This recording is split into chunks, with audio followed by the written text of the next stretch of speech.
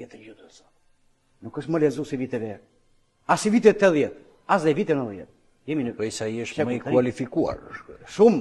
Pse nuk në lexon lexuesin e sot? E ka fajin ai apo ne? Lexuesi ka burime të pafundme informacioni. Interneti e të tjera për 30 sekonda. Në fraksion të sekondës ai të jep informacion.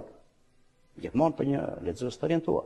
Atëherë, dhe letërsia, unë shkruaj, ai sa mondem jap kontributin tim, por keq për një autor.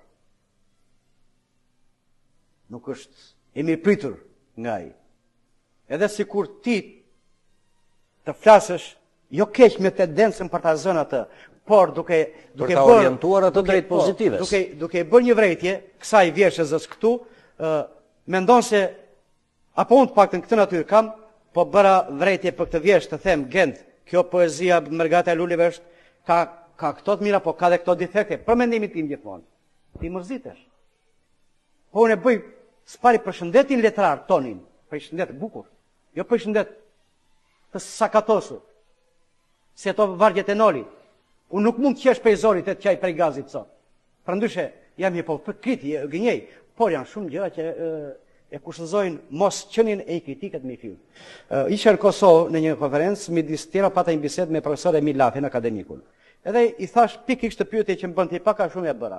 Tha, Albert, janë dy lloj fenomenesh sot që ndodhin në këtë njerëzin ton, letrare. Është kritika profesionale dhe kritika gazetareske. Kritika profesionale i dashur miku im kërkon serioz, po thuaj se mungon, e cila fatkeqësisht thua se mungon. Sot unë s'marr vesh ose humba betejnë në poezi. Qa po i futem kritikës, se aty që nga rrumpall, po jo më shpirt. Kritika është shkencë, bile shkencë një tillë, kërkon që ta kapësh prej briri atë krimin letrar të X-it apo të Y-it, ti dalë zot fjalës që shkruan, jo badjava.